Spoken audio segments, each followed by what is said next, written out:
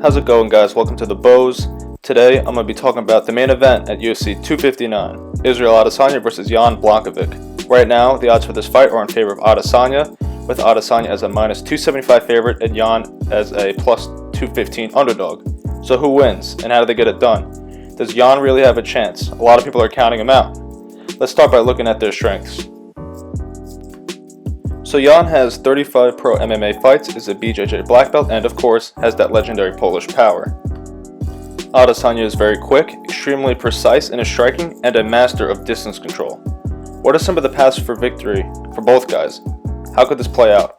On the feet, Jan's chances wouldn't appear good if you look at Israel's last few fights.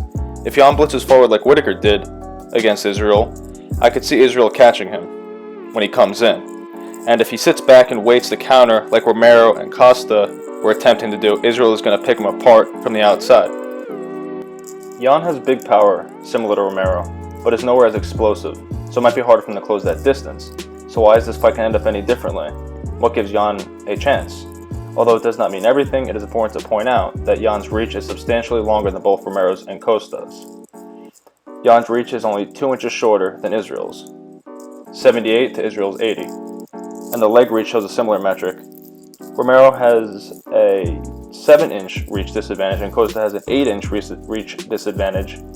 So it's a big difference between Jan's reach disadvantage to Israel's as opposed to some of Israel's other opponents. So it might be actually easier for Jan to close that distance even though he's not as fast. So he also may be able to punch Israel in more of a straight line too, because they're both very similar in height. I think Israel's only an inch or two taller.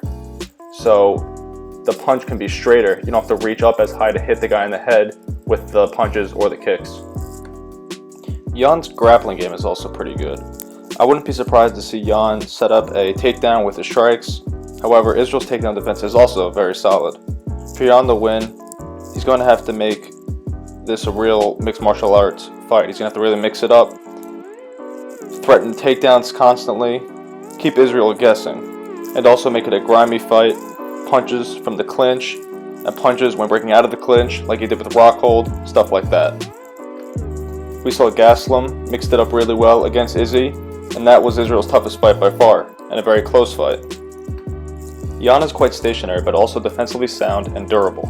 Jan always has that one-punch knockout power though, so if anything, this fight might pan out more like the Izzy Romero fight as opposed to the Izzy Costa fight.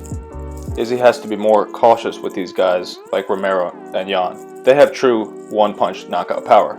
Costa doesn't. He's more of a volume striker. That's why I think Izzy was able to let loose more so with Costa than with Romero. I mean, yes, he is getting better exponentially every fight, but the threat of one little mistake isn't there with Costa as it is with guys like Romero and Jan. That's the interesting thing about this fight. Both guys can't really afford to make too many mistakes out there.